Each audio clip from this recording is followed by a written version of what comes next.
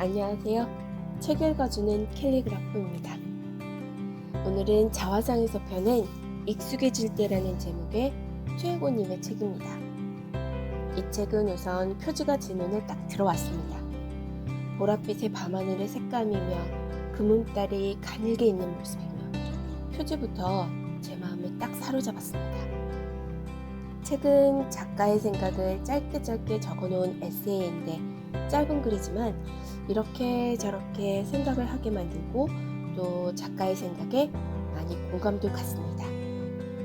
전혀 알지 못하는 작가였기에 읽으면서 남자구나 했다가 다른 글을 읽으면 여자분인가? 하면서 작가가 궁금해지기 시작해서 핸드폰으로 책에 적혀있는 작가의 인스타그램을 들어가 찾아보기도 했습니다. 그런데 손글씨로 적은 작은 글귀만 있더라고요. 오, 손글씨. 저도 참 좋아하는데요. 아직까지 작가님의 얼굴을 확인하지는 못했습니다. 투에고라고 필명을 쓰신 건 두 가지 자아가 있다는 뜻인가? 여튼 작가님은 아직 미스테리예요. 아시는 분은 댓글 부탁드려요. 이제 책으로 다시 넘어갈게요. 표지가 너무 제 취향인 익숙해질 때라는 책은 우리가 겪은 일상에서 겪고 느끼는 감정들을 이게 어떤 감정인지를 글로 풀어낸 책이라고 할 수 있습니다. 표현을 못하는 감정들이 많잖아요. 슬픈데 어떤 슬픔인지, 아픈데 어떤 아픔인지. 그래서 아 그래 맞아 하면서 한 장 한 장 넘길 수 있었습니다.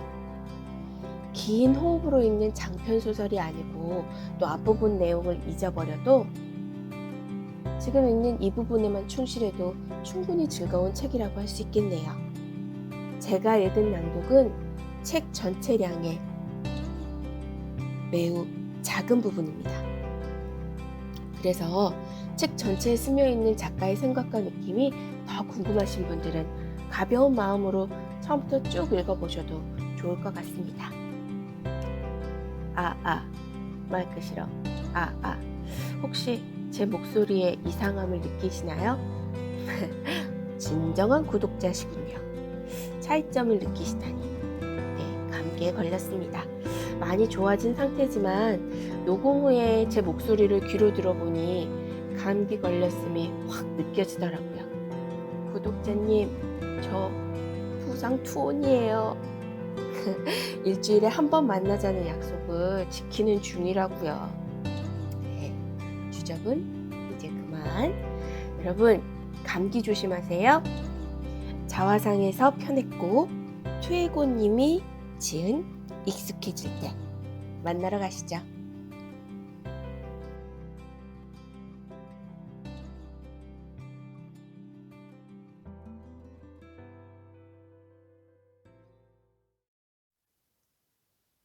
익숙해질 때 투에고 즘. 프롤로그. 나는 착각 속에서 살았다. 말을 잘한다고, 마음을 이해한다고, 나 자신을 잘 안다고. 정작 나는 몰랐다. 말을 하는 법도, 마음을 이해하는 법도, 나 자신에 대해서도. 이제는 안다. 말이 얼마나 어려운지를, 마음을 이해할 수 없음을, 끊임없이 나를 자각해야 함을. 이해할 수 없음을 인정하는 일. 기나긴 세월을 함께 정이 깊은 사람과는 눈빛만 봐도 마음을 헤아릴 수 있다고 흔히들 말한다. 하지만 사랑하는 사이든 친구 사이든 반려동물과의 사이든 그건 지난 날을 토대로 어린 짐작하는 것에 불과하다. 다만 성격, 가치관, 취향이 서로에게 스며들어 닮아간다고 느낄 수는 있다. 겪고 나서야 비로소 깨달았다. 막상 소중하니까 힘들 때 해줄 수 있는 일은 고작 곁을 지키며 위로의 말 몇 마디 건네주는 일뿐이라는 것을 잘 알기에 도와줄 수 있을 거라 자신했는데 정작 나 혼자 착각 속에 빠져 살았던 것이다. 이해하고 싶은데 이해할 수 없음에 때때로 가슴이 미어진다. 거꾸로 내가 이해받고 싶은 순간에도 매한가지다. 상황은 좀처럼 내 생각대로 흘러가지 않는다.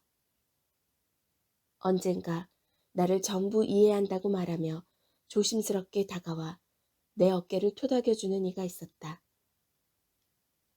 걱정해주는 마음은 고마웠지만 나에게 전부 이해한다는 말은 외려 반감이 들었다. 차마 형용할 수 없을 정도로 괴로워하며 무너져가는 마음을 도대체 어떻게 이해한다는 걸까? 어쩌면 스페인의 철학자 그라시안의 말처럼 최고의 이해는 이해할 수 없음을 인정하는 일이 아닐까 싶다.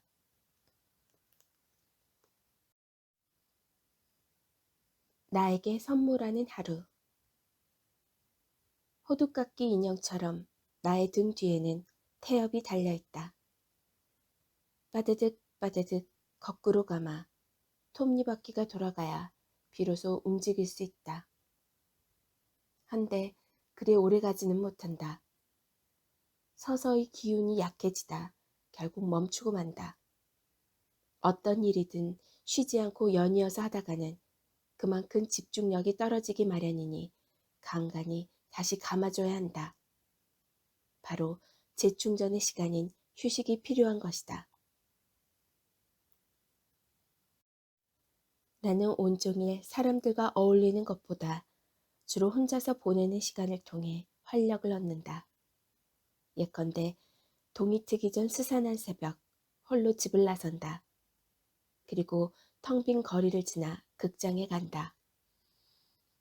조조 영화의 매력은 뭐니 뭐니 해도 평소보다 사람이 없어 더 깊이 몰입할 수 있다는 점이다. 그러다 엔딩 크레디트가 올라가면 요의 극장을 빠져나와 한적한 프렌치 카페로 향한다. 여기에 읽을 거리가 더해지면 금상첨화다. 어떤 작품을 보는 일은 삶을 살아갈 수 있는 기운을 북돋아주거나 마음에 잠시 여운을 준다. 또한 시공을 초월하여 창작자와의 대화를 하는 느낌이 나쁘지 않다. 내게 휴식이자 힐링은 그런 시간이다.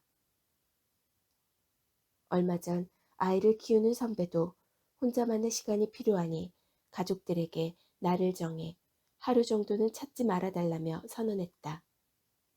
전적으로 그 의견에 동의한다. 제 아무리 곁에 있는 소중한 사람일지라도 자신의 마음이 불안정하다면 원활한 관계를 유지하기 힘들다. 나를 잊어버리고서는 아무것도 챙길 수가 없다. 나도 상황이 여의치 않더라도 한 달에 한 번은 꼭 온전히 나를 위한 휴일을 보내려 한다. 노상 사람에 부닥치는 날들이기에 이런 시간이 너무나 안온하다. 어쩌면 그 하루가 일주일을 살아가게 하는 원동력이 될지도 모르니까. 두 개의 공간, 제각기 다른 삶. 나의 분신이라 일컬어도 과언이 아닌 스마트폰. 온종일 한시라도 옆에서 떼어낼 수 없다. 언젠가 한번 실수로 잃어버린 적이 있었는데 며칠 동안 불안한 마음에 좀채 잠을 이룰 수 없었다. 한 손에 잡히는 그 작은 기계 안에는 내 수많은 일상과 개인정보가 담겨있기 때문이었다.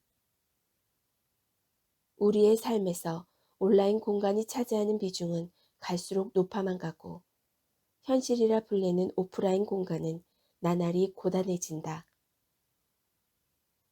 나를 챙기기도 버거운 탓에 지인들을 만나는 일조차 힘들다.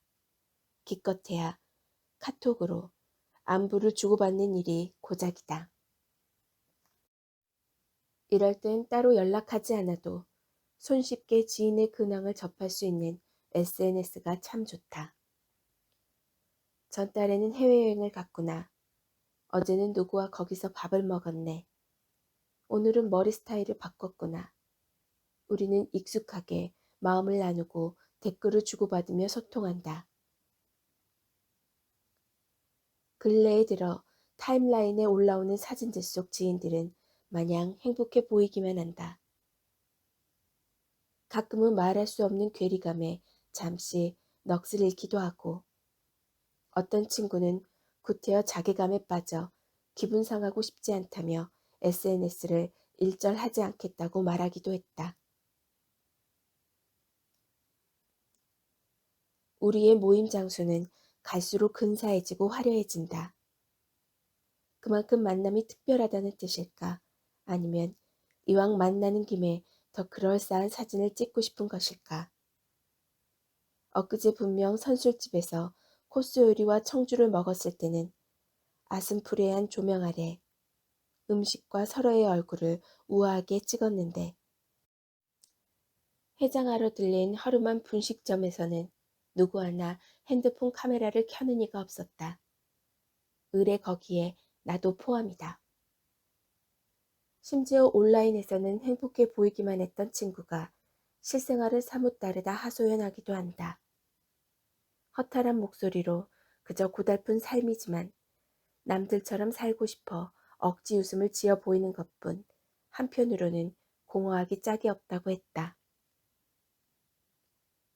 어쩌면 우리는 두 개의 공간에서 제각기 다른 삶을 살아가고 있는지도 모른다. 성에 안 차는 현실을 고스란히 온라인 공간에 투영할 수 없으니 타인에게 비치고 싶은 모습으로 번지르르 포장한다. 물론 그런 일련의 과정이 저마다 가치가 있을 터이니 깎아내리고 싶지는 않다. 나도 이전에 싸이월드에 한창 빠져 살았다. 분위기 있는 배경과 음악을 찾고 사진을 편집하는 일에 많은 시간을 할애했다. 하지만 지금은 추억을 고집을 수 있는 앨범에 지나지 않는다. 전 맨체스터 축구 감독 퍼거슨은 SNS가 인생의 낭비라며 일침을 가했다. 조금은 수긍이 간다. 하다못해 요즘 일본에서는 자신의 친구가 많은 것처럼 보이려고 일부러 돈을 주고 그런 사진을 찍는다고 한다. 살아가는 일상을 공유하는 것이 아니라 SNS에서 돋보이기 위해 일상을 만들다니 완전히 순서가 뒤바뀌었다. 단지 타인에게 보이기 위한 삶은 애처롭기 그지없다. 온라인 공간에서 또 다른 내가 되는 것은 좋지만 그게 삶의 전부가 되어서는 안 된다. 또 다른 불행이 시작되는 일일 수 있기 때문이다. 나만. 주변은 모두 행복한데 나만 슬플 때 괜스레 눈시울이 붉어져 이상하게 더 슬프더라. 나만 세상에 버려져 외톨이가 된 기분이고, 나만 울고 있으니 이상한 사람 같고, 나만 그럴 수 없으니 애써 공허한 웃음 지어 보이고, 나만 그 무리에서 같은 마음인 이가 보이고, 무엇보다 슬픈 건 그것마저 익숙해질 때, 괜찮다고 해서 아무렇지 않은 건 아니야. 마음에도 지진이 온다. 진앙이 어디인지, 진도는 얼마인지 미리 헤아려 짐작할 수가 없다. 단지 온몸으로 겪고 나서야 얼마나 강렬한지 알게 된다. 그 세기만큼 잔상이 남아 일종의 트라우마를 만든다.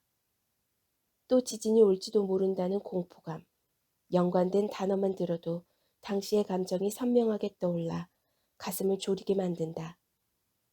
살짝 닿기만 해도 아픈 기억이라 다시는 끄집어내고 싶지 않아 꽁꽁 싸매어 가슴 깊숙이 넣어두게 된다.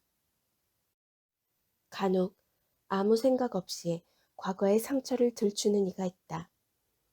헤어진 연인의 소식이라든가 떠올리고 싶지 않는 기억에 관한 이야기를 듣기라도 하는 날에는 싸매어 두었던 아픔의 보따리가 스르르 풀린다.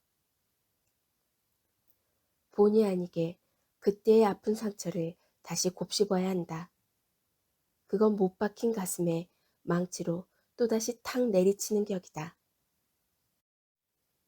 몇 해 전 친구에게서 듣고 싶지 않은 소식을 들었다. 그 자리에서는 태연이 다 잊었다고 웃어넘겼지만 사랑 감정이 그렇게 쉽지가 않다. 그날 밤 떠오르기 싫었던 기억과 감정이 되살아나 좀채 잠을 이룰 수 없었다. 그제야 나도 지난 날을 되돌아보며 반성하게 되었다. 무심결에 꺼낸 말에 많은 이에게 상처를 줬던 것은 아니었는지,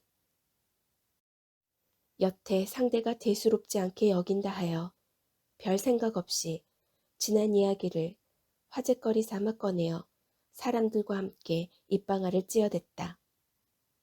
그 사람의 마음이 찢어지는 줄도 모르고 그 사람의 입장이 되어보니 그제야 알 수 있었다. 구태여 서로의 아픈 상처를 들추는 일 같은 건 하지 않는 게 낫다는 것을. 읽고 나서야 비로소 알게 된 것. 영화나 드라마는 짤막한 시간 안에 깊은 여운을 남겨준다. 반면 기나긴 인생은 지루한 재방송의 연속이다. 나날이 일하고 숙식하는 것이 반복되다 보니 어언간 기계적으로 변한다. 그 사이 깊숙이 몸에 스며들어와 박힌 권태를 빼내기 위해 신선한 자극을 준다. 한데 처음에만 효과가 있지 나중에는 몸이 건조해져서 새로운 느낌을 찾게 된다. 그러던 어느 날 독감에 걸려 며칠을 병석에 들어누웠다. 좀채 수그러들지 않는 감기 기운에 급기야 오한까지 들었다. 그제야 아프지 않았던 평온한 일상이 어찌나 그립던지 아직도 잊을 수 없다. 사실상 삶에서 건강만큼 더 중요한 것이 있을까? 유벤알리스는 건강한 신체에 건강한 정신이 깃든다고 말했다. 암만 정신이 강했던 사람도 몸이 아프면 정신까지 한없이 약해진다. 우리는 덕담으로 항상 건강하세요라는 말을 빼먹지 않는다. 나를 비롯한 주변 사람들도 건강이 최고다. 누군가가 아픈 모습을 곁에서 지켜보는 것만치 슬픈 일은 없다. 그러다 보니 이전에는 무심코 건넸던 말이 요즘에는 제법 감정이 담긴다. 여태껏 당연하다 생각했던 것들은 잃고 나서야 소중함을 깨달았다. 좀 더 잘해줄 걸, 마음을 헤아려 줄 걸, 그런 말은 하지 말 걸. 익숙한 안온함에 권태라는 뿌연 안개가 시야를 흐린다. 정작 눈앞에 있는 귀중한 것들은 보이지 않는다. 안개가 그친 뒤에 사라졌다는 사실을 알고 나서부터 비로소 막심한 후회를 한다. 문득 지금 내게 펼쳐진 단조로운 일상이 나쁘지 않을 수도 있다는 생각이 들었다. 어쩜 그것보다 큰 걱정거리가 없다는 뜻일 수도 있으니까. 슬픔보다 더한 슬픔. 슬픔에도 정도와 깊이가 있다. 어떤 대상에게 단순히 동정을 느낄 때는 가벼이 눈물을 훔치지만 나와 처지가 비슷해질수록 더 또렷한 감정에 몰입되어 동병상련을 느낀다. 그건 연민 그 이상이다. 자신이 겪었던 만큼 깊숙이 상대의 마음을 헤아릴 수 있으니까. 반면 무언가를 상실했을 때의 고통은 상상을 초월한다. 그 어떤 이별이든 아름답게 포장한들 야속하다 못해 참담하기까지 하다. 미처 마음의 준비를 하지 못한 채로 직면한다면 충격은 더 심하다. 꿈인지 생시인지 믿기 싫어 부정하고 싶고 그저 망연할 뿐이다. 그러다 현실을 인지하는 순간 오르락 내리락 기복이 심한 감정열차에 몸을 싣게 된다. 울다가 웃다가 멍하기를 반복한다. 종착역은 어디인지 좀처럼 알 수가 없다. 그 애통함을 벗어나기란 여간 쉽지 않다. 정말 오랜 시간을 달려야 우연히 감정에 무뎌지는 단계가 온다. 어떻게 보면 그때가 가장 깊이 있는 슬픔이다. 슬픔에 무뎌진다는 것만큼 슬픈 것은 없다. 살아가는 일. 어김없이 땅거미가 진다. 형형색색 다채로운 불빛이 어슴풀에 보이기 시작하더니 기다렸다는 듯 눈부신 장관이 펼쳐진다. 우리나라의 야경은 유독 늦은 시각까지 아름다운 자태를 뽐낸다. 그 이면에는 치열한 우리의 삶이 스며 있어 더 그런지도 모르겠다. 오죽하면 저녁 있는 삶을 누리는 것이 꿈이 되어버렸을까. 좀채 끝을 알 수 없는 업무와 상사의 눈칫밥에 밥 먹듯이 야근을 한다. 하루의 유일한 해방구는 퇴근이다. 그 마음을 달래보려 술이라도 마셔보지만 다음날 아침의 허무함은 배가 되어 찾아온다. 그런다고 직장을 뛰쳐나가 자기 일을 시작해본들 끊임없는 경쟁에 또 부딪혀야 한다. 뭐가 하나 잘 된다 싶으면 옆에 똑같은 가게가 생기거나 누군가가 따라하기 부지기수다. 기업도 마찬가지다. 꾸준히 이어나가려면 끊임없이 변화를 거듭해야 한다.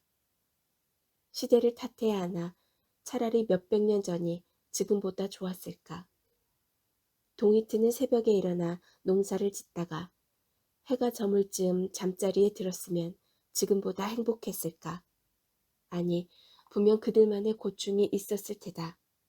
철저한 계급사회에서 오는 박탈감과 보릿고개를 걱정하고 전쟁이라도 일어나면 피난을 가야 한다. 어쩌면 우리의 삶 자체가 처음부터 살아남는 일이 아니었을까. 작년 어느 날 술을 마시고 대리운전 기사를 불러 집으로 간 적이 있었다. 얼핏 보아 60대 남짓한 기사님이셨는데 운전을 하는 모습이 조금 서툴러 보이셨다. 내심 걱정이 되어 물어보니 자신의 오른팔이 의수라고 했다. 20년 넘게 방앗간을 하다가 기계에 손을 잘못 넣어 그만 팔을 잃었어요. 그나마 한 손으로도 내가 할 수 있는 일이 운전뿐이니 대리기사가 되기로 했죠. 어떻게든 살아가기 위해 이거라도 할 수 있음이 불행 중 다행이라고 생각해요. 공연스레 죄송스러웠다.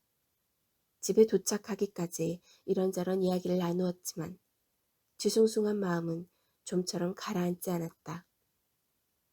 할 수 있는 일이 있다는 것에 감사해야 할지, 살아가기 위해서 어쩔 수 없이 일해야 한다는 것이 슬픈 건지 두 가지 마음이 자꾸만 나를 파고들었다. 때론 아픈 선택을 해야만 한다. 영화 시네마 천국에서 노인 알프레도가 청년 토토에게 들려준 이야기가 아직도 선명하게 기억이 난다. 토토야, 일개 왕궁의 병사가 신분 차이로 인해 감히 넘볼 수 없음에도 불구하고 공주에게 사랑에 빠져 진심으로 고백을 했단다. 깊은 감동을 받은 그녀는 그가 100일 동안 발코니 밑에서 기다려만 준다면 기꺼이 결혼하겠다고 말했어. 그는 일말의 망설임도 없이 발코니 밑으로 들어갔단다. 비가 내려도 바람이 불어도 눈이 와도 꿈쩍도 안 했지. 심지어 새가 그에게 똥을 싸도 벌한테 쏘여도 아랑곳하지 않았단다. 기어코 그는 전신이 마비되고 탈진하는 지경에 이르렀어. 그럼에도 버티고 또 버텼지. 그러다 결국에는 99일째 밤이 찾아왔어. 하지만 그는 무슨 영문인지 일어서서 밖으로 도망가 버렸단다. 단 하루만 더 참으면 되었는데 말이야. 마지막 밤에요? 이유는 나도 모르니 묻지 마렴. 혹시 나중에라도 이유를 알게 되면 나에게도 가르쳐 주겠니? 알프레도가 죽고 나서 오랜 세월이 흐른 뒤에야 토토는 병사의 심정을 조금은 이해하게 되었다. 만약 100일째 되는 날 공주가 약속을 어긴다면 병사는 가슴이 찢어질 듯 슬퍼서 견딜 수 없었을 것이다. 차라리 마지막 밤에 떠나는 쪽을 택함으로써 공주가 영원히 그를 기억할지도 몰랐다. 내가 이 영화를 처음 본 나이도 청년 토토와 비슷한 즈음이었다. 그 당시만 해도 알프레도의 이야기는 반신반의했다. 되려 결과가 어찌 될지도 모르는데 부딪혀 보지도 않고서 도망간 병사가 겁쟁이처럼 느껴졌다. 진정으로 공주를 사랑한다면 신분 따위는 초월할 수도 있다고 믿었다. 그때는 어렸던 걸까? 아니면 이제는 세상이 찌든 걸까? 지금의 나는 오랜 세월이 지난 토토와 비슷한 심정이다. 내가 만약 병사였더라도 똑같이 도망갔을 것 같다. 이제는 안다. 우리는 살아가면서 때론 마음 아픈 선택을 해야만 한다는 것을. 나를, 너를, 그리고 서로를 위해서. 그 이유가 무엇이든 간에 그 순간은 잔인하기 그지없다.